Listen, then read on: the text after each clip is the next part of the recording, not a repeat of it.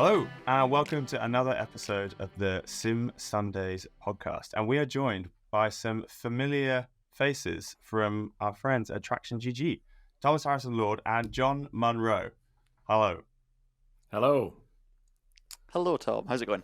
It's going very, very well. So you guys have been on the podcast before, right? And actually, you now hold the record for the most episodes on the Sim Sundays podcast of 2, because we haven't, bizarrely, ever had to repeat a guest. I thought when I started this podcast, I was like, sim racing's pretty niche. How am I going to get a new guest every single week if we're going to do this for years?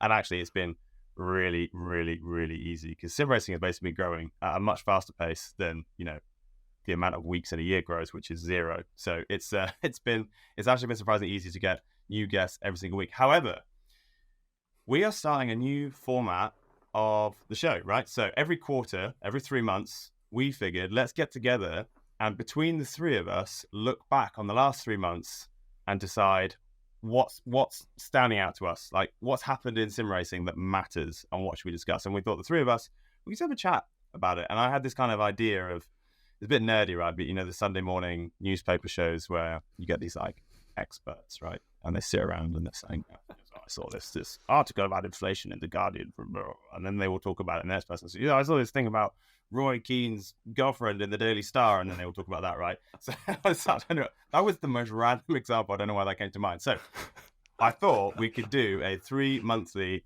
review of sim racing, and I couldn't think of anybody better to do it with than you guys from Traction GG. So thank you for joining me. Not even Roy Keane. I thought that would go quite well.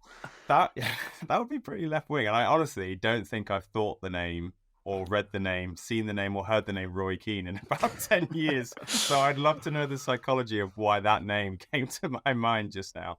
But no, maybe I don't. You're raging yourself a bit there, Tom. Yeah, inside my inner monologue. Anyway, get out of there. So we have all been very, very busy. We've been keeping in touch, but we're all busy people. We're traveling around, and we all traveled to Gamescom very, very recently. So this feels like a really good place to start. Although we didn't cross paths because, stupidly, our first Gamescom, we decided to go on Friday, Saturday, Sunday, where 320,000 other people also decided to go and visit because that was when it was open to the public. Rookie era. You guys, very, very smart, went to the B2B days on the Monday to Thursday. So it's going to be fascinating to kind of see the differences. But Tom, let me throw this over to you. What stands out from your experience at Gamescom? Oh, well, Gamescom is an amazing event. It's one of the last few gaming in-person events, I think, certainly in Europe. And in America doesn't even have E3 anymore in person, sadly. And so I love that old-fashioned vibe. And so what stands out to me is sometimes, holy moly, some games have got massive marketing budgets. But that's probably not the answer we were looking for there. No, obviously, it was great to see sim racing represented, our little corner of video games, which, I've already said sim racing and video games within the first 5 minutes and offended half the audience, but that's what they are. Performance simulation, man. Yeah, sorry. But actually, I would think year on year there was slightly less representation this time around, but it's still wonderful to see the likes of Moser and Ubisoft and some indie developers, Nakon, use that as a place to showcase their new upcoming racing games or simulation-related hardware. So that's a really key thing for the growth of the genre, I think, to try and bring in more people from other parts of gaming. Yes. Now, I wrote an article recently on my LinkedIn about this because I hadn't been to Gamescom before, so I couldn't do a year-to-year comparison, but I was surprised by how much sim racing there was at the event, given that it was a gaming in general event rather than a sim racing event. And actually, it sparked some conversation between the guys at Sim Racing Expo, the director of marketing at Acetec jumped in, and then the director of marketing at D-Box jumped in. And there was some interesting takes on whether or not Gamescom is the right place for sim racing, or the Sim Racing Expo is the right place for sim racing. Now, obviously, Sim Racing Expo was like, Sim Racing Expo is the best place for sim racing, right? Which obviously makes a lot of sense. But D-Box made some interesting points about Gamescom, about how you can bring new people into the sector, and rather than showing off equipment to people who already have equipment, you can show equipment to people that have never seen sim racing. And that was the one thing that stood out for me, is that every single stand that had a sim rig on it had I would argue, larger stand than the average size of the crowd at every other stand, right? So there were just so many people crowding around to watch sim racing. So it seemed to be, I reckon, 320,000 people saw sim rigs that weekend. Probably the majority of them hadn't seen them in the flesh, in the aluminium profile before, which obviously is great. Which is great for sim racing. So, but John, what did you see? Did you see any demos or play any sim racing games that stand out to you? So I actually personally wasn't there. I was getting my Gamescom fix through Tom on behalf of Traction. So I was getting all the photos, getting all the info. But no, I mean, from what it looked like, yeah, sim racing has become a big thing, and I think it's always been a niche thing, but it seems to definitely be spilling out into the mainstream gaming world a bit more than I probably expected. And we've seen it in events I've been to this year. Like the IEM Katowice for the opening round of ESLR1, and we saw sim racing combined with an actual esports event with CS:GO and all these kind of things. It was a weird thing to witness almost, because you've got this little niche that always feels like it's a separate community just for people interested in that thing, coming together and being at an event with these major players across the world. And it was weird, because it was mixed feelings about whether or not sim racing is or does have the potential to be that big. I think we talked about it the last time we jumped on this podcast, but seeing how many big companies are taking an interest in sim racing and seeing, I think, more and more sim racing rigs and hardware becoming accessible and affordable, it's definitely heading that direction. So I'd be intrigued to see what the changes moving forward for next year, for example. Yes, and on that note, Moser, talking of affordable sim racing equipment, I don't know, would you say that you could class them as at least one of the first kind of challenger brands in the budget direct drive new category that is out? They were the only manufacturer to have a dedicated stand at Gamescom, which I thought was quite telling. Tom, you obviously went and saw them. I'm assuming you went and spoke to them during the B2B time. What was your take on their commitment to Gamescom? Well, the stand, every time I went past it, and this is anecdotal, was overflowing. And I think it just showed that there's a potential for people to really... general gamers can relate to sitting in a cockpit or a rig and driving a steering wheel like a real car, if they're not able to afford a real car in the real life, or certainly we can't afford tickets to the Nürburgring every weekend. Right. So that's the market they were aiming for there. And it was telling that they chose that event to announce their Xbox, their first console approved device, and hopefully there's a PlayStation one soon. And that's a huge step, and that's the sort of market. I think if you think about I don't know, a traditional marketing funnel, to get really boring with some old theory, games comes towards the top. It's trying to get people aware of sim racing, and sim expos further down the middle, where it might be more, okay, I'm already into it. What do I go there and test out what I might buy very soon? So when companies are looking at what they want to get from an event, Gamescom's about establishing sim racing is a thing, and you're part of that growth. And Sim Racing Expo might be more, how many sales have we got from this, or how many leads? Yeah. So fantastic for Moser to represent the entire industry in that respect, because the public there seem to really enjoy it. Really. So why do you think Moser was the only one? Not from Moser's perspective, but from everyone else's. I've spoken to a few brands now about this, asking them, why not have a stand at Gamescom?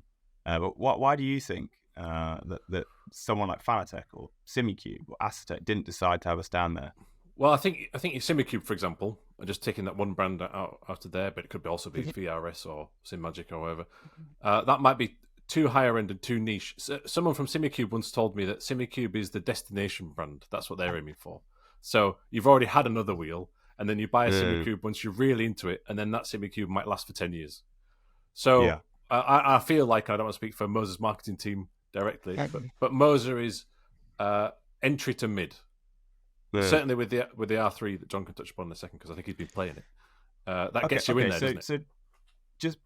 So to reframe this then, maybe me rattling off Simicube and Acetec in particular was a bad example, because they're very, very high end, and Acetec in particular kind of focus on performance. But why wasn't Logitech and Thrustmaster there? Well, there was some form of Logitech stand. I think it was a local importer, and they did have the G Pro direct drive that just launched on there. But you're right, it was surface level. It was smaller, very right? small. They had something there. I don't want to speak too much for Logitech, but I would have had a stand there if I actually had made use of the quick release. They've got this new device, but there's no ecosystem for it yet. So maybe when that time is right, and hopefully next year is the case, then they'll have more to show. And then Thrustmaster, it would have been great to have them in person because they've got the affordable stuff.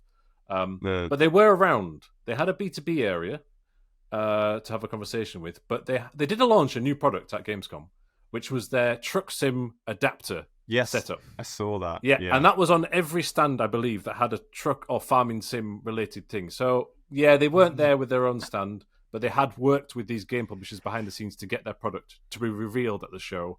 So it was kind of a different way of doing it. It would have been nice to see more, but maybe they were just focused on the truck and farming sim market this time around. Well, I do farming. Sorry, John. Go on. No, I was going to say it's interesting because I was actually looking at Steam charts recently, and Euro Truck Simulator on Steam specifically is the most played. It's not a racing game, right? But it's the most played driving game of all of them on Steam. And I'm not saying that covers consoles, but there's clearly a big market there, and actually that kind of can relate a bit more to your average gamer rather than sim racer, because it's something that lots of people drive on the road, not everyone races, type thing. And I just wonder in general, talking about Logitech bringing the G Pro, but not having the changeable wheels and not having their entry level stuff. Again, is it maybe misreading the situation with Gamescom being such, it's an open book for people who maybe aren't into sim racing and racing games but love games, and it's a perfect place to get some new people and come across. So I do wonder if they're missing a trick by not going in with the entry level stuff, and that's where Moza are really, really accelerating and excelling at the moment. They're just constantly throwing out new products, and they're moving more and more towards the budget end, the affordable direct drives and stuff, which is, I think, the perfect place to start if you're really, if you've played your first racing game and you want to get some hardware. I think it's a really, really good starting point.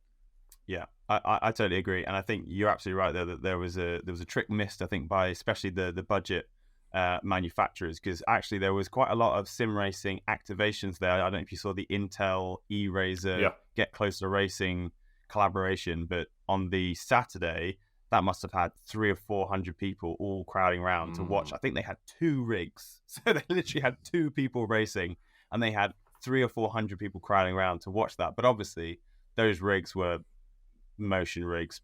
I had to estimate 10,000-15,000 euros plus, so not the sort of thing that you could take home with you after Gamescom, right? True.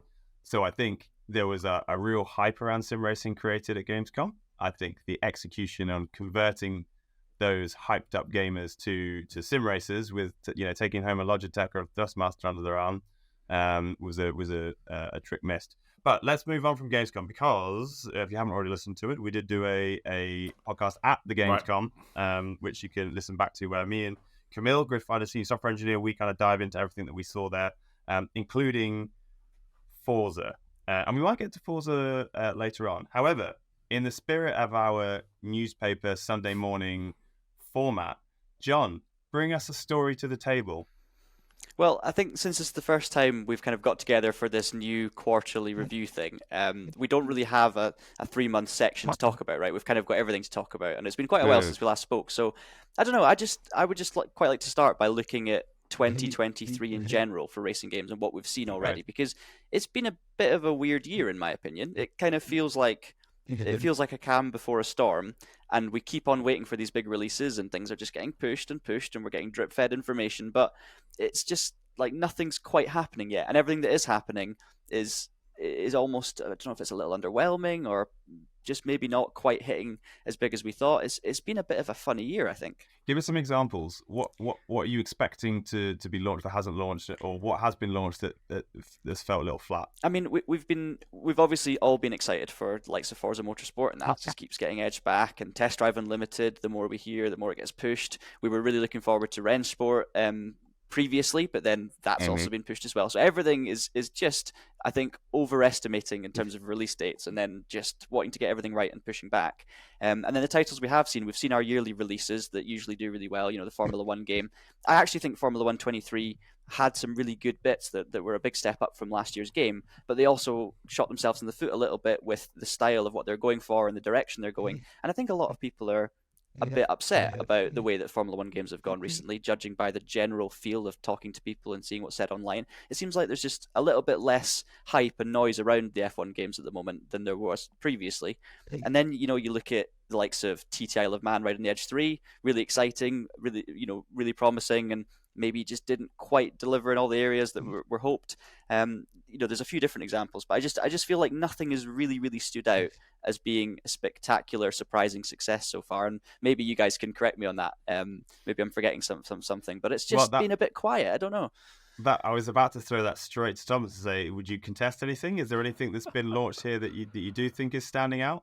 Well, I did enjoy the TT game, but John's right. There was some rough edges and still remain. But that's probably been my favourite so far. Actually, we're supposed to be talking about sim racing on cars, I suppose, predominantly. But I've just been playing Ride 5 recently, and I don't think that moves the game on enough from Ride 4. So it's very good if you've not played it at all.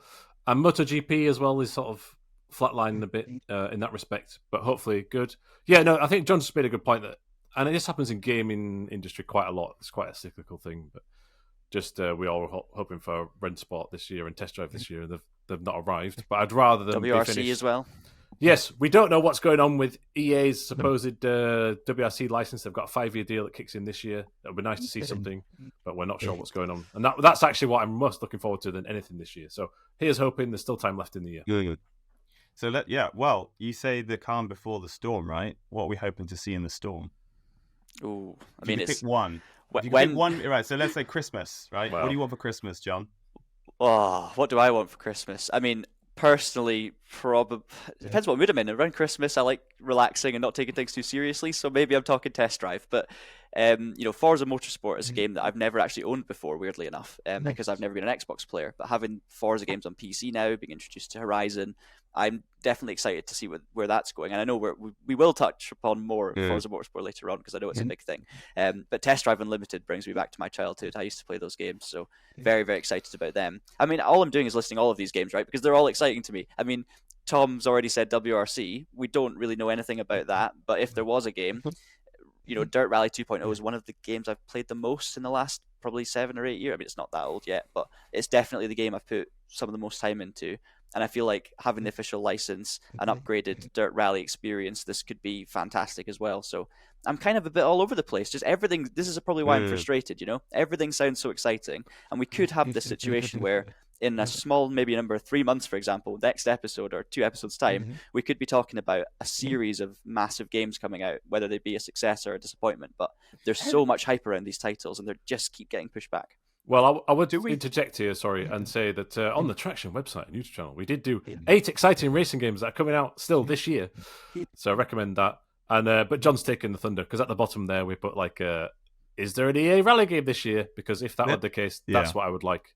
But we should also mention, obviously, Traction, we are part of the Motorsport Games group. I'm not being paid to say this, but there is Le Mans Ultimate supposedly currently set for December. So that's a new PC-only simulator, potentially, hopefully, releasing later this year. And we'll have to see, as we get closer to that, if it's any good or not. Well, see, this is really interesting, right? So Le Mans is a series that absolutely fascinates me because of the Ligier ladder that you climb to get there. But we've not really seen too many details about what this game is going to be like. Is it essentially just going to be, just a reskin of R Factor? Yeah. I didn't want to say it, but it's essentially just going to be. That's everyone's concern, though, right?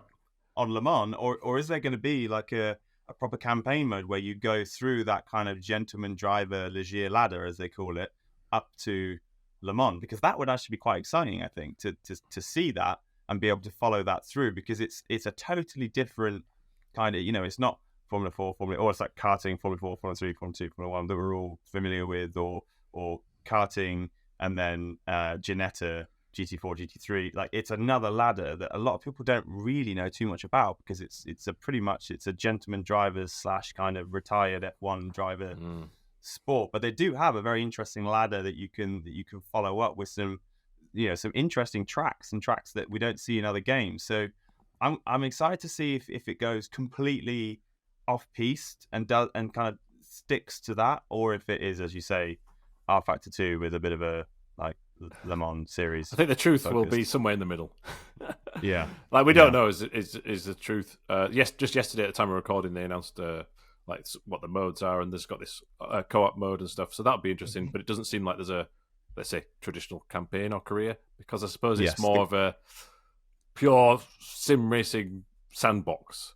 But it seems like it'll have like this new ranked online mode, so we'll have to see how that could be the key appeal. But it might not be. We'll have to see. I mean, for me as well, I'm glad you mentioned Le Mans Ultimate, because that's another thing. We've done the history of Le Mans videos on the Traction channel. It's another motorsport discipline that's sometimes I think the magic's kind of almost put to the side or forgotten about until Le Mans comes along, and then suddenly everyone remembers just how special it all is. And it's been such a long time since we've had a proper official game that's really exciting for any sim racing fan. And I'm a big fan personally of the R Factor 2 physics and feel. So if they can take the good bits of R Factor, the good driving experience, yes, it could be sim focused, which might be disappointing for people who are needing that more accessible title. But if they can take the good bits and just tidy up the negative bits a little bit more, if it's the loading times are smaller, if everything's a bit cleaner, it really could be a success for the demographic that enjoy R Factor when it's working well. So I am hopeful for it, but as Tom says, we're still waiting on details. We still haven't seen enough to really be able to judge it, and we're just hoping, like everyone else, that it's a good experience. Yeah, same with the rally game. Yeah, I really want to see more details, because I love that, and it's been ages since a new rally sim. So here's hoping.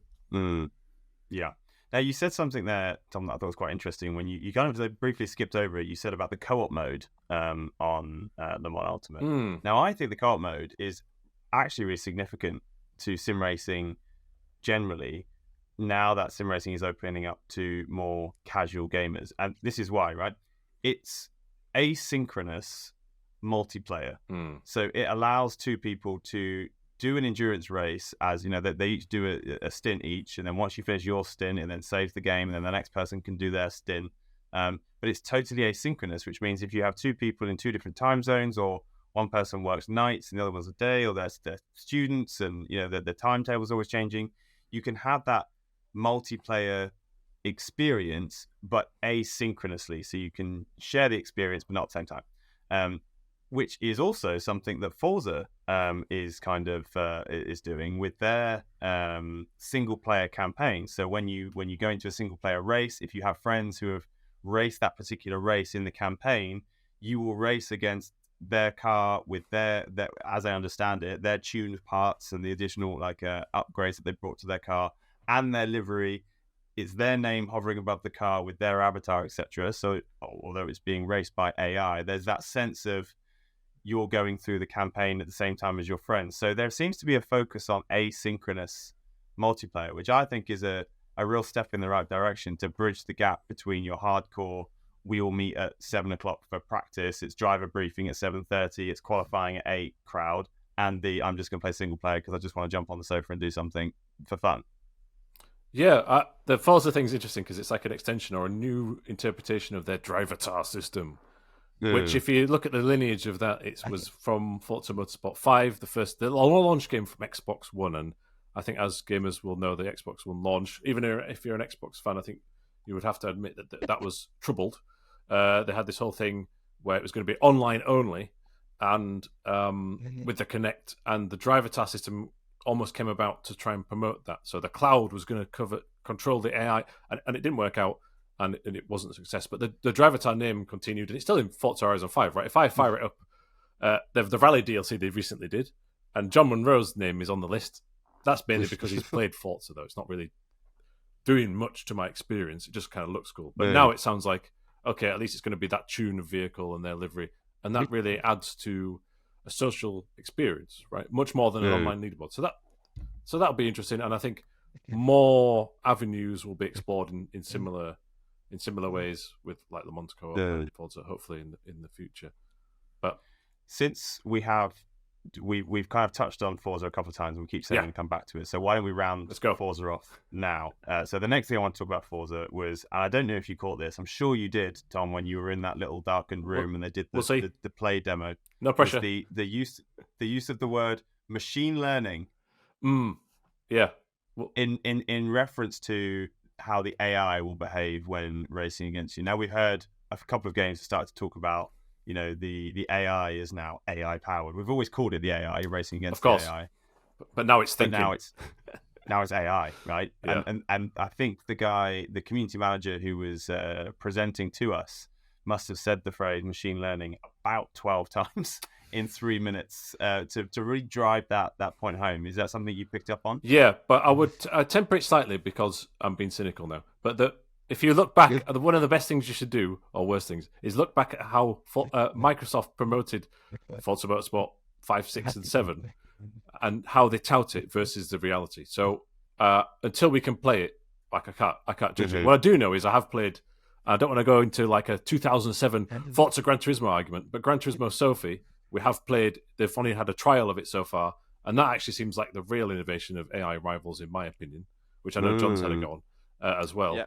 And Agreed. this might be better AI, no doubt, than Forza Motorsport 7, but we'll have to see over time at extended PlayStation if they actually are good AI to race against. Because I don't know about you, Tom, but the demo I saw, the person was playing with a controller very tentatively, and I couldn't tell the AI level difficulty that was set, and it felt like it was a demo at a show, so it's understandable, not critiquing really.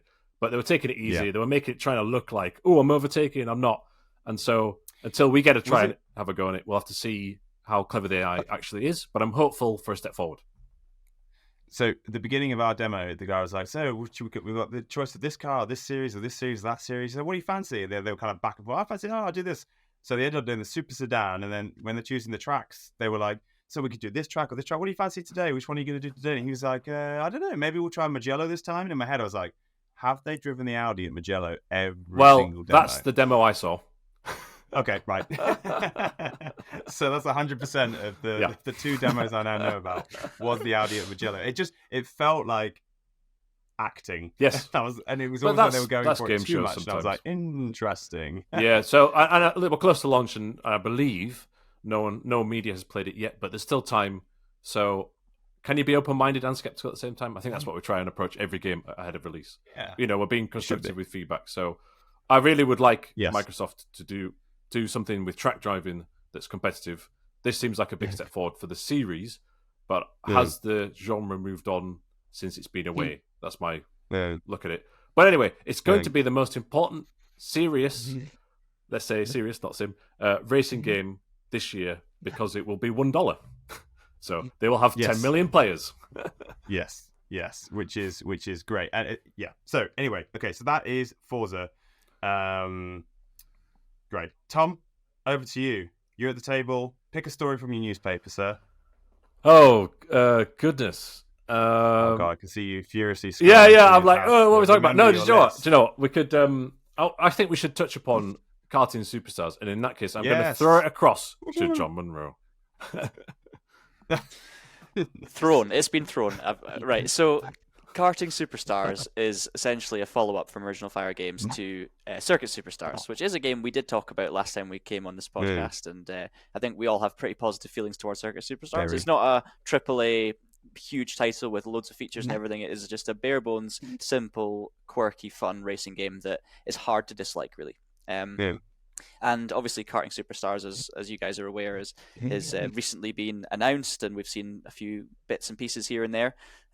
But yeah, very soon, I've actually managed to have my hands on it just this morning for the first time and having a little feel of it. Very early stages, of course, but that's something we're all excited about. So before I maybe talk about how I feel from this morning's run and how are you guys feeling about it? Are you looking forward to it? Did it come as a surprise? Well, I love that studio to bits. I'm very fortunate to have met Carolina, the founder. We spent a day together around Game Developers Conference in San Francisco, and the beauty of that studio is the fact that it is 3 siblings that are just doing fun stuff. They've managed to get like a bit of like indie studio funding. They bring in a couple of freelancers when it gets to actually publishing the game, but it's such a small group of people. You think that if you can play something on your Switch and on your PC, you assume that these indie studios are at least kind of 15 to 20 people. Well, at least I did anyway. Maybe that's my naivety. Literally 3 people making the bones of that game, and they started posting on their Instagram these little clips of kind of like the in-game editor footage. It was almost like they were filming it on their phone of the screen when they were editing the cart, when they were first making the car, and they did the smoke effect coming out the back of the cart. And I was like, ooh, interesting. So obviously everybody's hoping for like a Circuit Superstars 2. So I was thinking, is this the beginning of the content for the next version, or is it blah blah?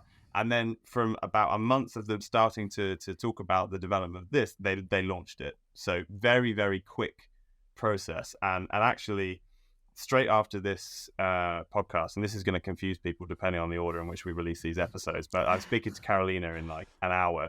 So I'm going to be asking her questions about Karting Superstars and rumors about CS2, etc. So yeah, I absolutely love the studio. I love the joy behind it. I love the color. I love the artwork. It's just like unapologetically unserious racing game, and there is so much room in this market for that it's joyous. And there is a bit of a cult following, I would say. There's a lot of sim racers, like your hardcore sim racers, who also love Circuit Superstars, because I think it's the yin to all of our massive yangs, as it were. Sounds a bit weird, but yeah, I absolutely love it. So let me throw a question back to you both. I'm speaking to Carolina soon. Both of you can ask me to ask her a question. If you can ask Carolina a question about the game, about Karting Superstars, what would it be? I'd be interested to know what they're aiming for in terms of the amount of content at launch and what their plans are. Is it going to be like supported over the next year or so? Content support, or is it just here it is? For me, I just really want to know at what moment did they suddenly realize, hang on a minute, we've got a game here from a different camera view that, at what moment did they realize that this just changing the camera view and changing the feel of it is essentially the seed for a whole new game? Because I can imagine whether that was just playing around on Circuit Superstars in some sort of development mode or what it was. I'd be intrigued to hear about that, the origin story of Karting Superstars, as it were. Okay, great. Well, I will ask both of those questions. So Karting Superstars very, very recently out. I think it's quite cheap as well. I think it was like, you bought it this morning, John, is it $11.99 or something? It's a cheap game. Sorry, Tom. No, I was just saying, I'm not sure if we know when it's out or the price yet, so we'll have to find out. Karting Superstars? Yeah, it's just wishlist at the minute, isn't it? No, it's out. You can buy it, unless you can buy it to wishlist it, but the price is out. Fine. It's super quick, right? It's rapid, absolutely rapid. How quickly they brought that game out. But I suppose that goes to show the agility that a tiny studio can have, right? They decide that for whatever reason, the strategy for their studio and their game release schedules actually would really benefit from doing this little mini project, because we have this idea, we don't know where else it fits. Why don't we package it up as a get? Like, you just be able to do that. Whereas I expect a large studio, you're not expecting them to just we're just going to just release like a little kind of almost like a DLC game, like as a one-er. So I really liked it, and I did text asking when it was going to come out on Switch, but I don't think there's any plans for it to come out on Switch just yet. But It's also karting, right? So I mean, Traction GG, right? As Traction GG, you're probably always coming up for like, what is a really good title for an article that people are going to search? And I imagine best karting simulator is up there. Yes, I think we have one already, but it doesn't include this, obviously. There's not that many. No, there's not that many. No, it's a handful. And certainly on console, you've got another one to consider for that list. Yeah, we'll add it in there. Thanks. Well, I can't wait to try it. I've not tried it yet. And I think we've received an early version, so we'll have to have a quick bash soon. Well, I can give you a quick early flavor if you'd like. Just from this is by no means a review. I don't really want to spoil it for people that are wanting to know more, and we will be doing a video of it on the Traction channel as well. So make sure you check that out soon. But it feels like a definite, clear continuation of Circuit Superstars. It feels like it's from the same mold, but it almost feels like this game was meant to be a karting game from the start. Like when you drive a go-kart, and the physics that I experienced in this early build felt very similar to in terms of the way the car actually drives. But looking at it as a kart, it just felt completely natural. It felt right. Within 1 or 2 laps, I just felt completely at home. I felt like I knew exactly how it was going to handle, and the racing was great. And it feels like it's always wanted to be in some ways a kart racer. And I just love about Circuit Superstars how they kind of blend the idea of real racing and a kind of it's not simulation in any way in terms of the physics and how it feels, but at the same time the racing is real. It's not like Mario Kart where you've got all the extras and the mushrooms and all this kind of stuff. It is real racing done in a fun and not realistic way, but you still have to apply racing thought to it, and that's kind of where I think this game will sit really nicely. It is essentially like a fun, quirky karting game that feels right, but at the same time it is pure enjoyable racing at the core of it. So yeah, I think it's going to attract the same sort of people that like Circuit Superstars, and that's probably as much as I can say right now, having not played it for very long. But yeah, it's definitely an enjoyable experience. That was a beautiful pre-review, and I'm looking forward to watching the full review on the Traction channel. Okay, so my turn to come to the table with a newspaper article. Now, I did speak to Super GT. I was very lucky, actually. I've been trying to get hold of Super GT for a podcast episode for a long time. And the week that he said that he was free was actually the week straight after Gran Turismo came out, which was obviously great timing because he's synonymous with Gran Turismo and basically lived the life of Jan Mardenborough. So it was great to kind of go through those comparisons and those similarities between the story of Gran Turismo and the story of Super GT. So I know not everyone around this table has seen Gran Turismo, which is unforgivable, quite frankly. Yeah, John. I've seen Barbie and Oppenheimer. Oh well, fair. Yeah. I've let everyone down, but I've done that deliberately so that I can come at this conversation from a fresh perspective. Cool. It's all part of the plan. So then, you speak to a lot of people who would have seen it or would want to see it. So let's start with the most unconventional film review question ever. How have you found the reviews to the film? What are people saying? I think critically negative, and from I feel like from a critical standpoint, I've heard a lot of negativity and a bit of mixed feelings, mixed emotions, and like all sorts of films like this, when it comes to racing, there's a lot of stuff that when you're a really big fan of something and they turn it into a film, you're almost putting extra pressure on it to be good, and you're looking at all the different details that other people wouldn't pick up on. Now, interestingly, that's one side of things, and then from my Facebook friends who are maybe take a more casual interest in racing or aren't interested in racing, I'm getting nothing but positive reviews about how much they enjoyed it, loved the racing action, loved all that stuff. So I'm definitely seeing it from both sides for sure, positive and negative. And I think the more invested you are in the story and the situation, the harder it is to please with this film for sure. But it's Hollywood, isn't it? It's always going to be a mixed bag. Yeah, it's very interesting because I've actually heard an incredible amount of positive reviews, but they all came from non-sim racers. And actually a lot of gamers really liked it, and people who don't sim race or like motorsport or particularly game very much really like the film.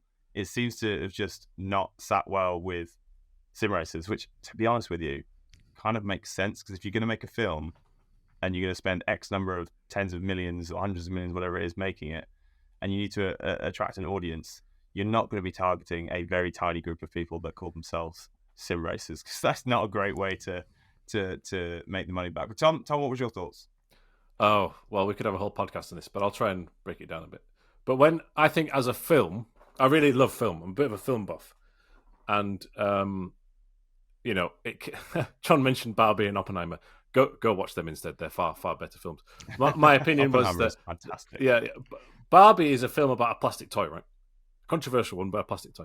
But it's not really. It's got this subtext of gender roles in society. It's actually saying something meaningful. But it's doing it in a glossy, sugary, funny, entertaining way. And Oppenheimer is this serious, Christopher Nolan thing about the history. The Gran Turismo movie is based upon men driving cars, and what it says about the world is men drive cars. It doesn't have any serious meaning to me at all. It's completely, featherweight. However, I think it's... What are you talking about? There was a very, very compelling love story but this is it. This. Oh, there wasn't, was there? The love story is you could barely call it a story, really. There is another character of interest. There's a random police chase. There's and for me, my biggest big bugbear actually with it is that the antagonist has about 4 lines. So I don't actually hate his rival. So when it gets to the big point, about Le Mans and I'm going to take over this guy, I don't care about the rival. So I'm not invested in that. However, I would say the lead is very enigmatic, well done. The driving scenes are extremely visceral. That's fair play. And there are really amazing little Easter eggs to Gran Turismo fans, which is like the noises and everything and the camera angles, and that's wonderful. And I think for sim racing, it's incredible because there's a film about sim racing. Now, some people have been snotty about it. Gran Turismo's not a sim. Fine. But they use the word sim racing throughout consistently. And I believe David Pell might have had some input in that as well. But the Orlando Bloom character says, these are the best sim racers in the world. I've never seen a film that's in the cinema that actually even uses that term. And it says to people who don't even know what Gran Turismo is, or maybe have heard that but don't understand the world of sim racing. Oh, it is possible to transfer skills. And when we think about talking about wheels at an expo, people understand, oh, that's just like a rail car. And this film portrays that you can go from sim to virtual. So I didn't really like the film, but I think its existence is incredible, and I'm all for it. So when I said go watch Barbie and Oppenheimer instead, support sim racing, go see Gran Turismo, and then also go watch those as well. Can I just have one more quick thing on that? That was a bit of a diatribe.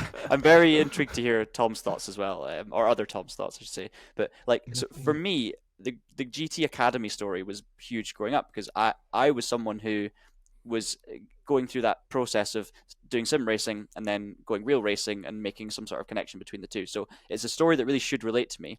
But then when it comes to cinema, I've never been a fan of those. I've never been a fan of big action films and all about the dramatic scenes and the explosions and the over dramatic trailers and the moments of dialogue. It's just, for me, film is a different thing, and it's a weird thing to have a story that I can actually, in some ways, relate to from my childhood, or I should feel some sort of connection to. And it's one of the biggest films out there right now in a time where there's lots of big films. Yet for me, I was genuinely more intrigued to see Barbie and Oppenheimer because, as Tom was saying, there is more of a real story behind them, and I'm genuinely more interested in seeing that in the cinema than I am about something that I can actually in some way relate to. Which is, I don't know if that's a good or a bad thing. It's just an observation. So maybe it's just the wrong type of film about the right type of thing for me. It depends entirely which angle you come at it from. I think it's amazing it exists, but there are other films out there that I enjoy better. Well, have you seen it, Tom? I'll be the. Of course I've seen it. Of course I've seen it. I saw it. We saw it the day after it came out for Nikhil, our CTO's birthday. It was great. It was a very on-brand birthday night out for the team in Newcastle. But I will very briefly be the Simon Mayo to your Mark Kermode here and say that I think the film achieved exactly what it wanted to achieve, which is essentially it was an advert for Sony Gran Turismo, and in the first 10 minutes, Fanatec. Like the first 10 minutes of that film where you have an actual unboxing experience.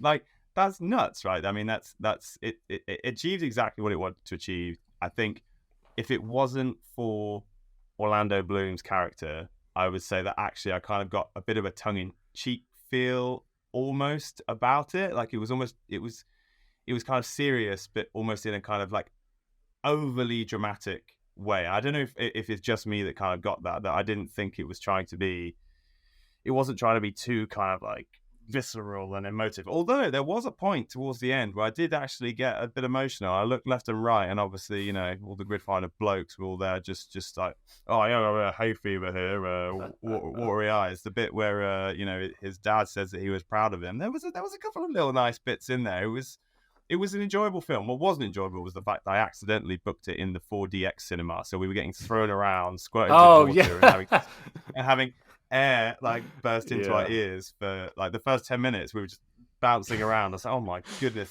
how long is this film? So it's 2 hours. Oh my god, I'm gonna hoy up. This is horrible. But no, I enjoyed it.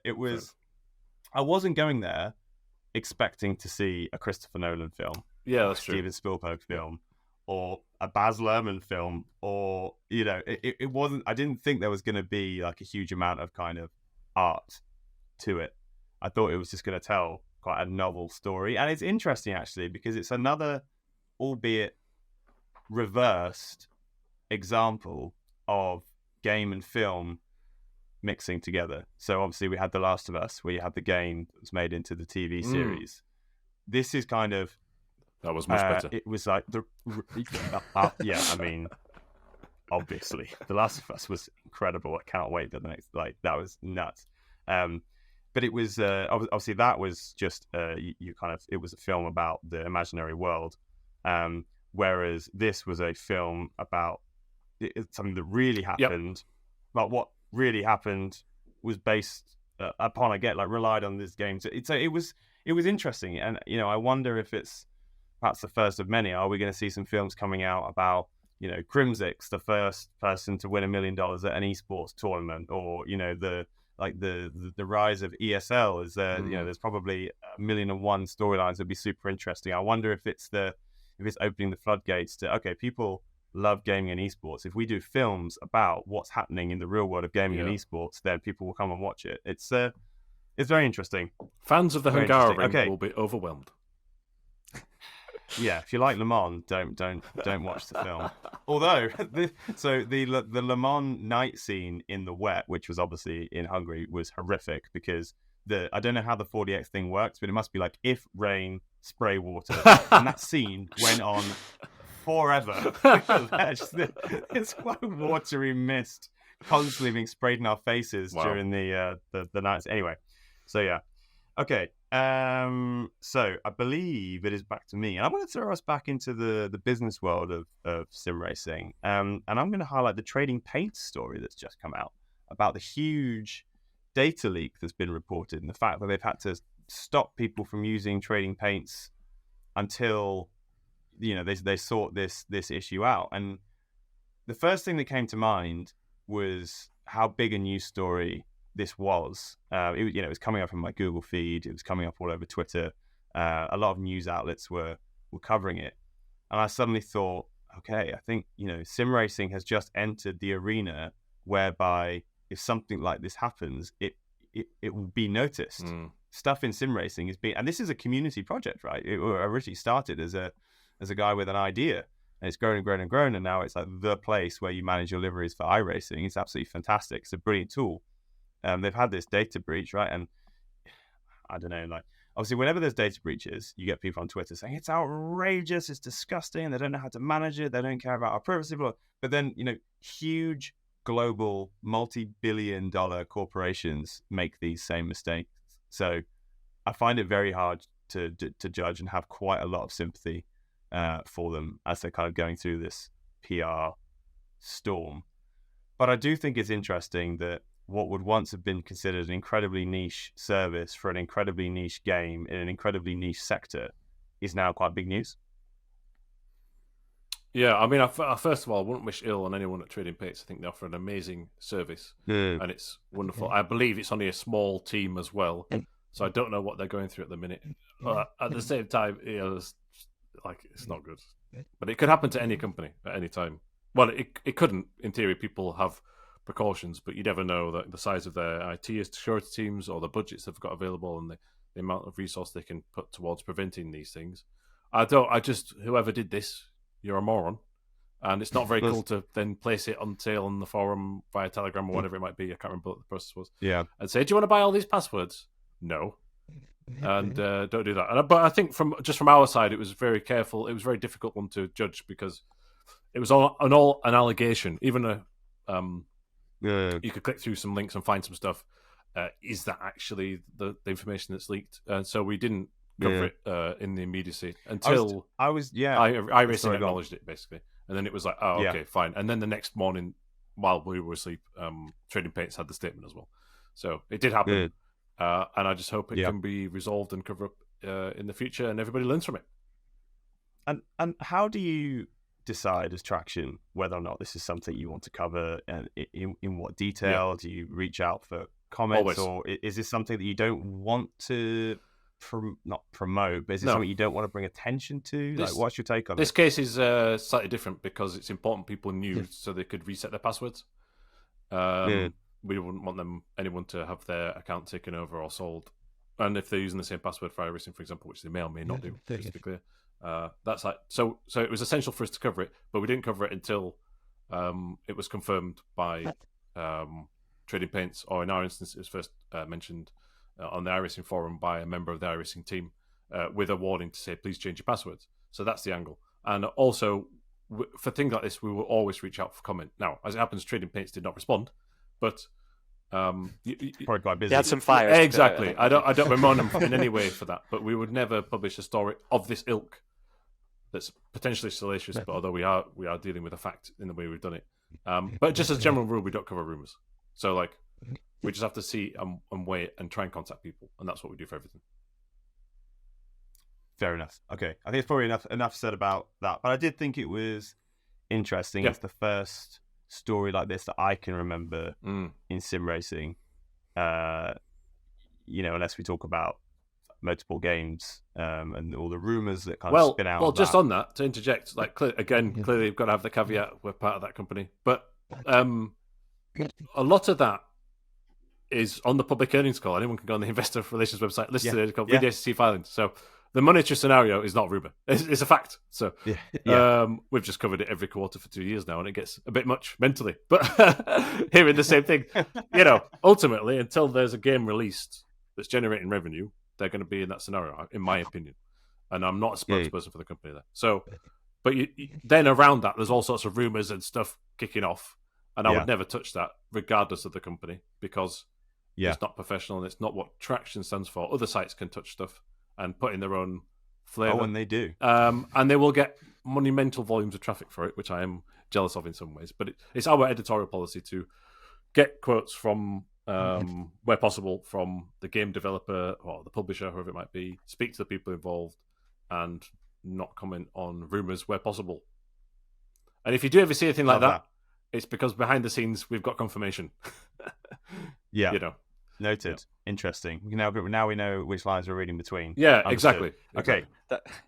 We haven't got very long left, so let's go around the table and just point out anything else that we've seen in the last 3 months that we think is worth highlighting, we think might be significant to our sim racing world. So I kind of dragged that question on nice and long to give you guys time to decide exactly what it was you wanted to bring up. But John, you look like you're ready.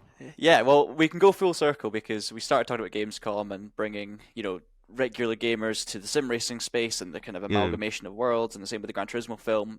So what about those sim racers, and what about their own space that they don't want invaded? Well, Sim Racing Expo, I think it's a good thing to talk about, because there was a lot of unrest and there was difficulties there. We didn't think we were maybe going to have an expo this year. We did. Everything was up in the air, but it looks like Sim Racing Expo is happening, and that's an exciting and positive thing. And maybe go to you for that one, Tom, because I know you've got, you're excited about the expo. There's lots of good stuff happening. No, it's all right. I don't have too much more to say there. It's a shame that Cavana filed for insolvency, and there were these allegations of unpaid prize money. But Southwest Vision has come from like a phoenix from the flame, and from the ashes even. Get the right analogy. And so I think it's really important the Sim Expo exists and flourishes. So we will try and support its traction as best we can. We obviously visited last year. We'll be there for one day, I think, this coming year. Time is too tricky for us. And I think that they have said that they will pay up what's outstanding. And so if that happens, fantastic. All aboard the Sim Racing Expo train. Well, I can shed some light on that. Obviously, Gridfinder competed last year at the Sim Racing Expo. We were in the Sim Racing paddock. We had a team competing for the community trophy. And there was a point a few months afterwards where I think I messaged being like, I don't know if we ever got the prize money. I'm not sure if we were meant to do a form or anything. I got a pretty quick response back saying, yep, you are owed the money. We're having some problems at the moment. Obviously, at that point, they couldn't tell us what it was. But now we know that, sadly, Cavana went and filed for bankruptcy, insolvency, etc. And Southwest Vision, as it's known now, are taking over.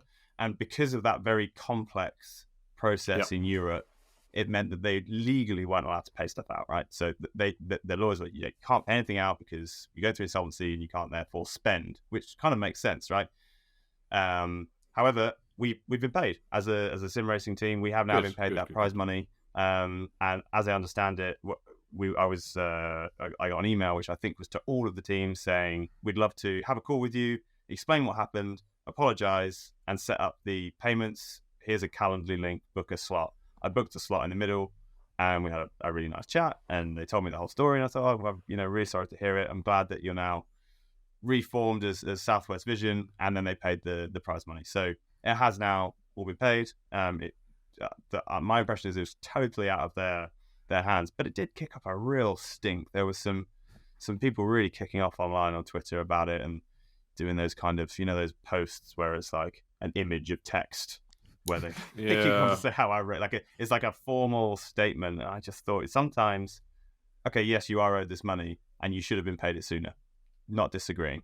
However, stuff happens, and they're not paying because they don't want to, or because they're holding it back to earn a bit more interest on it. It's because they couldn't. So this frustrates me a little bit, I think, when people can be just so instantly aggressive. Yeah, I just want to go back to our policy, and I really don't want to come across as holier than thou, because everyone makes mistakes at some point, I'm sure, and people on X or Twitter or whatever it's called this week will let me know. But we didn't cover that story until we'd heard from the actual organisers of the company, right? And then we could include the statement and the clarification of things. And we, like me and John, we see it all. We read the internet every day. It's our jobs. But you read the internet? Yeah, we read the internet. But Sim Racing Reddit and Sim Racing Twitter. Wow, it's hard. It's hard at times. Yeah. But I don't know how you sleep. Yeah. Well, that's another story. But so fun story about Southwest Vision is they're telling me about Southwest Vision before they announced Southwest Vision. They'll show me the logos and the decks, the branding. I was like, this is really, really, really cool. And then I was like, I tell you what your racing number is going to have to be if you're Southwest, right? I'm sure you can do liveries. And they were like, Tom, say no more. Let me show you. They went to the next slide, show me this livery. And on the side of it was 215. And one of the guys from Expo was like, look, 215, because that's Southwest. And I was like, as a navigator in the Navy for 10 years, I can tell you that the bearing that you mean is 225. It was a proper actually, it's radio. Southwest is 225. And then one of them was, I'm not naming names because I don't know who was responsible for the 215 bit, but one said the other was like, we have to change quite a lot of our branding. I was like, well, it's 45 degrees off south, and south is 180. So anyway, there's a story behind it, though. There is a story behind it. Yeah, I like it. And it looks great, and I'm very, very excited for Sim Racing Expo. And in the very near future, we will have an enormous update about Grid Finder and Sim Racing Expo, but I can't say any more Looking forward to it just yet. But I'm very, very excited. Nice. Should we talk about why the Expo's important? Because there's so many reasons why I think this is massive. Yes. And the first time I heard about the Expo years ago, it was essentially a pilgrimage for a community of people that all talk to each other online and never get the chance to meet each other. And it's very hard to find an excuse, I think, to go meet up with sim racing friends, other than if you've got an actual event, a sim racing focused event that you could almost use as that excuse to say, hey, we've got a reason, we're all here at the same time, the same place. So I just think the Sim Racing Expo has been a really important community element of sim racing for years now. So I think if that disappeared, it would be obviously a blow to that side of things and an opportunity for everyone to meet up missed, but also just a kind of stalling of the progression of the industry in general, because sim racing, as you say, there's lots of signs that things are growing, and I think having something like the Expo starting, building, and then disappearing would have been a really big negative point for that. Signal. So what it does encourage, obviously, having the Expo, not only a place for everyone to get together and meet up and meet fellow creators and writers and media and all sorts, it's also just a chance for these brands and companies to show off their new stuff and to compete with each other. Essentially, it's a push to make their products better, to push the space on further. And I just think it's a really positive thing that it's come back, and I'm just so glad that we've come from this really negative chat about the Expo and about our uncertainty, and now suddenly we've got an event again to look forward to. Yeah, I couldn't agree more. You absolutely hit the nail on the head. And it kind of is a pilgrimage. I guess the downside to it being a pilgrimage of sim racers is that most sim racers have sim racing equipment already. Yeah. So in order for the Sim Racing Expo to exist, you need brands to pay to buy space to show their kit to potential customers. And if 70-80% of people who go aren't potential customers because they're already diehard sim racers, and they'll probably make their decision based on YouTubers or when the deals come up, etc. They're there to see friends. It needs another element. It needs something else to do whilst you're there, another reason to travel to the Expo other than to look at kit that you probably know better than the person sitting you down on the rig, because you've watched that many YouTube videos about the Newton meters and the torque and the buttons and the toggles and you don't get forget my point, the right? switches. The funky switches. That was the word I was trying to think of. Yes. So I totally agree. But I am looking forward to making said pilgrimage this year, and it's going to be really, really nice to see everyone. And it's kind of although it's the manufacturers that pay essentially for it to happen. It's kind of net positive for the whole sim racing industry because it's one of those melting pots of all the brands getting together, and you get this amazing moment where you'll be stood there chatting to somebody, and then you'll just see like the CEO of Fanatec walking over to the CEO of Track Racing, and they'll start chatting, and then some of the CEO of SimuCube will wander over and join the chat, and and it's all this kind of networking happens, and then partnerships flourish out the back of it, and your Alpine Esports goes, and Williams Esports goes, and the providers go, and it's you're absolutely right. There's more to it than selling kit, because obviously not many people put a Track Racer TR 180 under their arm into the back of the car and then drive it home, right? So it's a totally different reason. But then I guess as an industry, as a group, we have to expect the manufacturers to pay to invest in that very, very long tail marketing activity. Yeah, looking forward to it. Great. No, I'm just really looking forward to it. Okay, sorry. So Tom, final point from you then to bring to the table. Well, it's going to not be a typical Sim Sundays topic because it's not really about the sim racing game. But I just want to flag the Crew Motorfest and Test Drive Unlimited Solar Crown, both of which I played recently. And the reason I bring them up is they're big open world accessible games, mainly played with a controller. And for some people, whoop-de-doo. Oh, I don't want to play iRacing. Oh, whatever. And that's great. Love it. When I hear your interviews, Tom, and you often ask, oh, how did you get into sim racing and whatever? And sometimes people say, oh, well, the first game I played was Need for Speed. There always needs to be games to get people in. And these games are those. Drugs. Yeah. And in particular, the Crew, which this time round has cockpit camera on every vehicle, but also pretty good animations of how the hands and arms are turning a steering wheel in the car. And it has steering wheel support from day one. And the first 5 hours, no matter which platform you're on, PC, PlayStation, or Xbox, are free for everybody. That's really big for sim racing, I think, long term, because here's a game that anyone can pick up with a controller on any device apart from a Switch. Enjoy lots of nice cars and pretty visuals, and actually handling that's fully arcade, but it's not completely out there like Outrun or something, or Sega Rally. It's actually got a bit of weight to it, and you can upgrade the cars and actually change how they feel, and each car feels distinctive. So that's a really key thing. It's big budget, and it's out in a couple of weeks from the time of recording. You have to try it with the steering wheel, so verdict remains for a later date. But that's key to like when you go back to Gamescom right at the start of the episode. One of the biggest stands there, full stop, was for the Crew Motorfest. So that just shows how much money is going behind it. And there was a queue. I saw a queue with people sat on camping chairs, and I'm thinking, this game had a publicly available beta, and the first 5 hours are going to be free. Why are you queuing for it? But it shows there's an appetite for car games, and that's what I'm about. 100%. Growing the scene. And then Test Drive, that's not out till next year. Played it behind closed doors at Gamescom. There's an article and a video on the traction sources. But that's weird because the handling is kind of serious-ish. You can turn off the ABS and lock up. It's very difficult to drive. It's very easy to crash. If you watch their Connect video they did, it looks like all the drivers are really inept, but actually it's just a really difficult game. And they'll have to refine that. It's built on the WRC game technology from the last few years. But will it become the first open world game that's kind of like an Assetto Corsa mod in that it's got semi-serious physics? We'll have to see.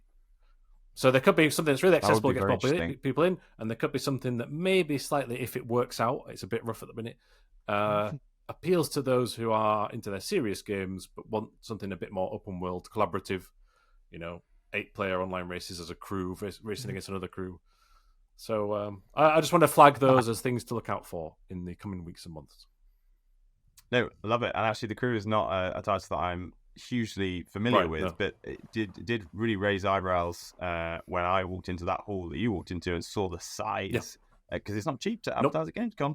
The stand was absolutely enormous. And obviously, I went on the Saturday. 320,000 people were there, and there was a huge queue for the Crew. So I'm excited to try it.